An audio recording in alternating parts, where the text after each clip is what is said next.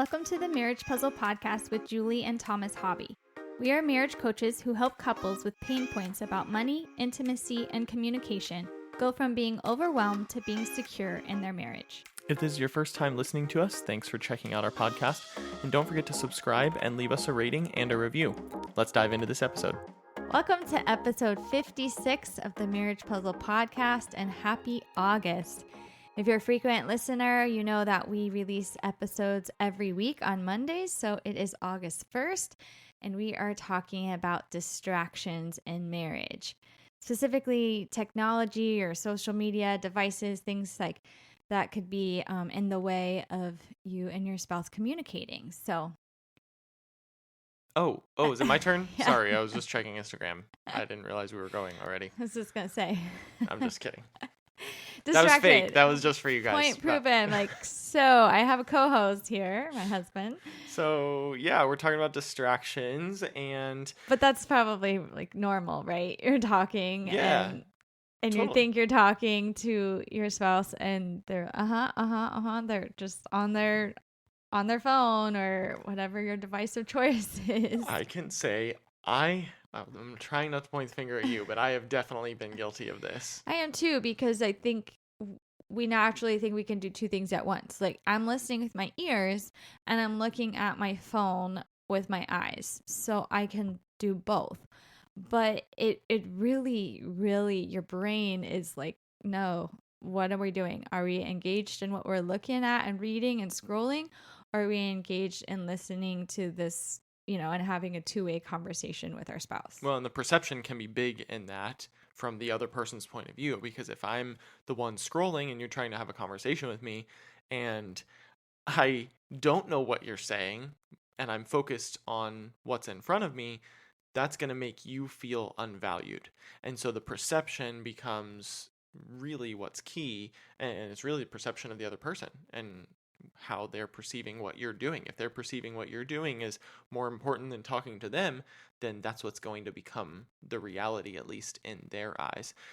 Even though I do tend to have this superpower of being totally distracted, not knowing what you said, but still being able to repeat it back word for word. I do test him on that. I'm like, you're not listening. And he's like, yes, you said da da da da. And he's correct, but he has this look on his face when he says it back to me that he's busted. Like, okay, I wasn't fully understanding what you said, even though I can repeat it word for word. I can hear what you say when it comes back out of my mouth. That's when I hear it. Yeah, but this is nothing new, right? Everybody does this now. Yes. With all, like I said, we're just talking about our phones, but there's all kinds of devices and distractions. You name whatever you're scrolling, Work, whatever kids. you're looking at.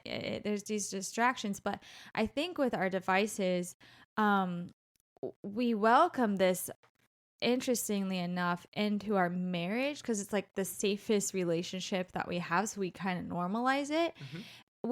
I don't think you would do it at work or in a professional environment, or maybe even when you go to coffee with a friend. I think it depends on how comfortable you are. Yeah, I think you're right, and in our marriage we're a lot more comfortable with each other, so it's like, yeah, this is fine, I can do this. If you have the same meeting at work every single week and it's just the same thing over and over again, you might get pretty comfortable in there and be like, yeah, I know what they're talking about. It's all good. I don't need to pay attention to this.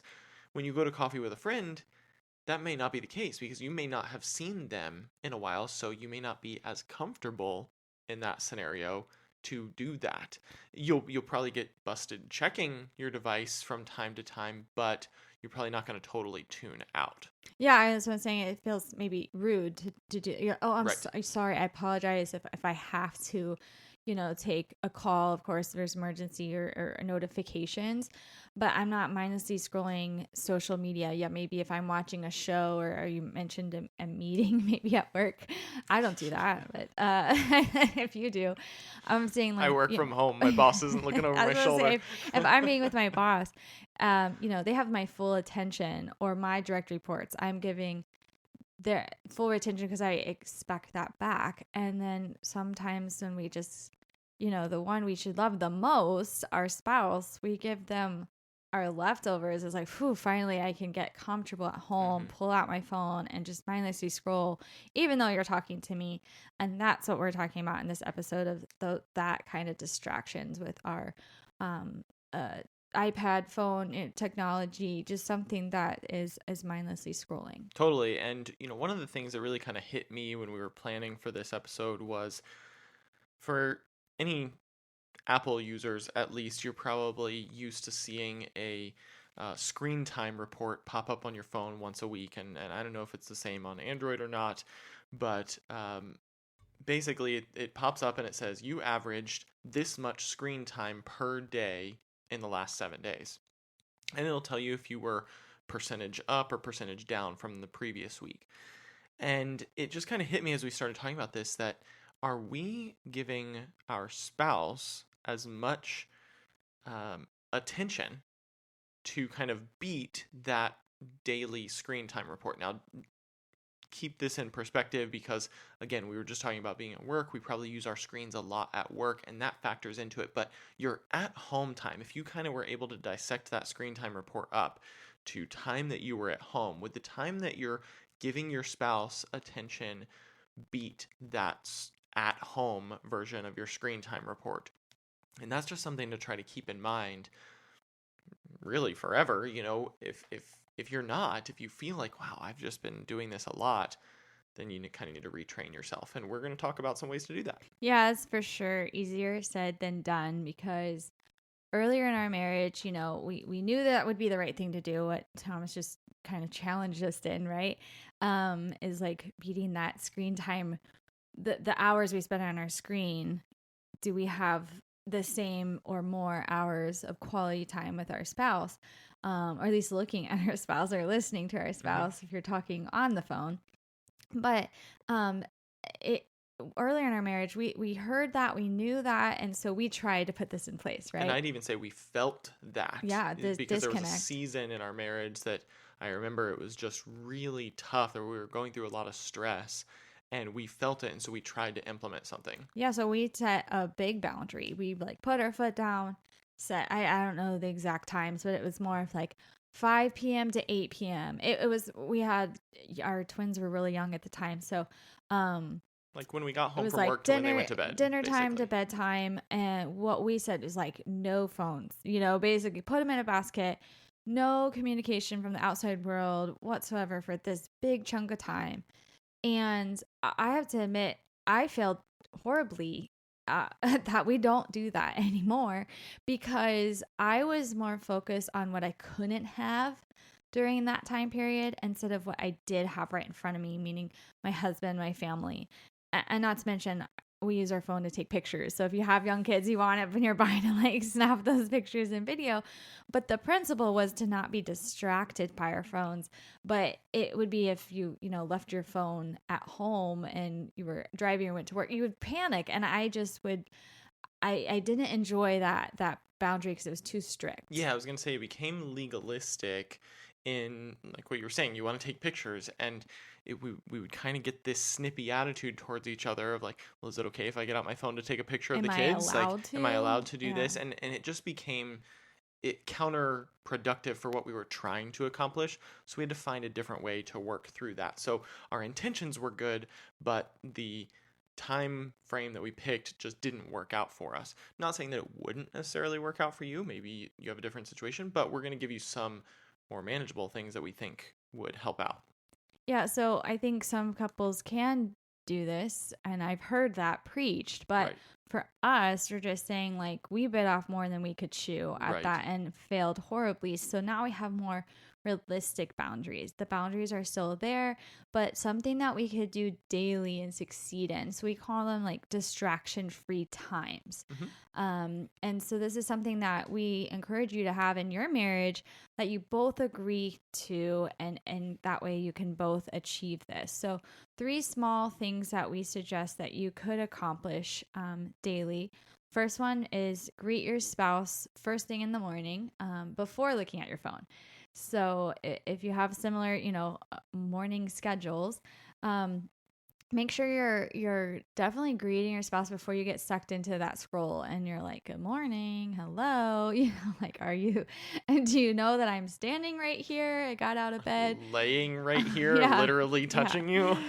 Like, figure out where your priority is, because that really communicates something in your marriage. If your alarm, my alarm's on my phone, so I'm going to pick up my phone, but as soon as I turn off my alarm and we're both awake, that morning embrace, even saying the words good morning, really means something, in our marriage, at least. I'm glad you mentioned the alarm, because that was what was about to come out of my mouth, is like, it's gonna be hard to do because that is most people's first thing that they touch in the morning when their alarm goes off on their phone, and it's so easy to just pick that up and get sucked in. But really choosing to have the willpower to put that down and roll over and talk to your spouse first. um, and once you start um, accomplishing that, then take it that step further and, good morning, give them a kiss. How did you sleep? Like, add another question or two in. What do you have planned for today? What's on your mind? How are you waking up? Things like that. That will really set your day off right. But start with something small and manageable, which is avoid getting sucked into the scroll and tell them good morning first, and then build on it from there. Yeah, because if you're just trying to find out how many likes and comments you got from overnight, like, you can get that same affirmation from the person that you just woke up next to. So give them a chance to be that for you. And maybe some better affirmation. If If you catch my drift. Wink, wink. It's like, no phones in the bed. What's number 2? Maybe that should have been number 2. I don't know. But number 2 is greet your spouse when they get home. So kind of flipping this from the morning to after work time. Essentially, there shouldn't be very many things that prevent you from greeting your spouse when they arrive home, or vice versa. Obviously, there can be certain things if you're in the middle of helping a kid with something, but there should be very few things that prevent you from doing that. And that might be the first interaction you've had in 8+ hours over the time that they've been gone. So that will be a way that sets the rest of your evening off. And if you don't greet them or they don't greet you, it's going to make you feel invalued, like you were gone doing this. And if you don't get that greeting in, then now you're both just going to be off, or one of you at least might just be a little off because you just don't feel good coming into the house. You don't feel welcomed, so to speak. Yeah, I think these, greet your spouse. You're probably like, yeah, I know that. I do that. So simple. But I just think back to what we said about how easy it is to pull out your phone and get distracted when you're with your spouse. These things, if you don't do them on the daily, it would be so easy to just get home and normalize just being home together, instead of like we're really big on hello and goodbyes, because those interactions, just should mean something, that I'm really happy to see you again, or I'm gonna, make that connection on my way out as well. So those greeting times, instead of like, whew, now I can relax and slip my shoes off and get on my phone and just like unwind.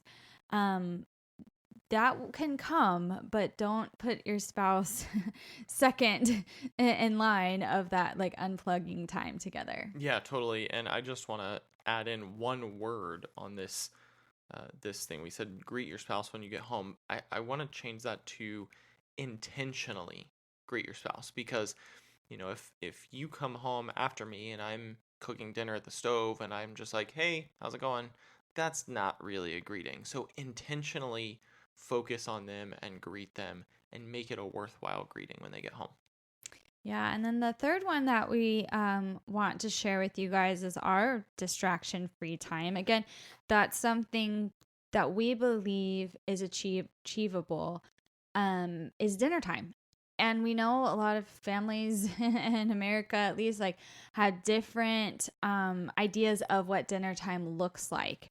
Whether you have a family or it's just you and your spouse, that's a family, or with or without kids.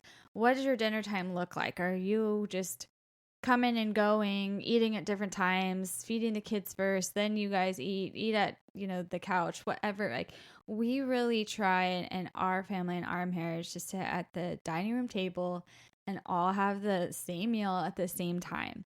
And that's being intentional, but talking about distractions, we've gone a step further, and that is a place that we don't bring our phones to.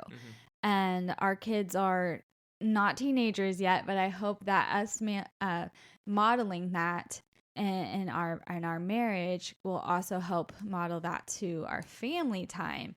And that's just some good, talk time of everyone sharing about their day. And it's really, really cute because our twins are 8 years old, so they have a lot to say about school or the activities they did throughout the day. And we try to share what's appropriate to talk about our work days and stuff. And so the other night, our 3-year-old said, well, what about my day? And it was so cute because she was like, wait, when's it going to be my turn? When are you going to ask about my day? Yeah. And so we basically just asked, well, what did you have for lunch? Yeah. But it's just starting that conversation. And that wouldn't happen, I think, if we had our phones just even on the table waiting for the next, priority to pop up. We're giving our family and our, obviously our spouse that attention and a distraction-free time. Yeah, and setting that time as being an example as just a married couple before you have kids even, and setting that time as your family grows, setting the tone of that time, setting the priority of that time without having the distractions will prevent you from having to make a rule about that later. Because if you have to make a rule about it, then you're ruling them with like an iron fist and saying like no phones at the table. But if you just set the priority and set the tone of it, like no, we're just not going to do that, and they know they have your attention, it's going to help you to prevent from having to do that later. So those are our 3. We've got greet your spouse when you first wake up in the morning. Intentionally greet your spouse when you get home, and then no distractions at dinner time. And one other thing we just want to leave you with is quality time with your spouse is going to be greater than quantity of time. And don't get that twisted. We all want to have a long marriage with each other and things like that, but you won't remember the nights that you just sat next to each other on the couch scrolling on your own individual devices in your own world, but you will remember those nights that you stayed up till 2 a.m. just talking to each other face to face, giving full eye contact. You're going to remember those. So just remember that quality time is so much more important than just the quantity in proximity near each other. Yeah, your phone will probably always be there unless you lose it. But I've done that before. Left it in the public restroom and it was stolen. And it was replaceable. It was replaceable. It'll always be there. Or most likely always be there. But what's on your phone, what's on your device will always be there in such a digital world. Can you say the same for your spouse? Will they always be there? Will they always want to be there? And so we'd also encourage you to plan for distraction-free time. So those were 3 tips that we think any couple could do every day, to achieve, but also go bigger than that and plan for distraction-free time by going for a walk together. Or just, when was the last time you just sat down together somewhere and said, let's talk?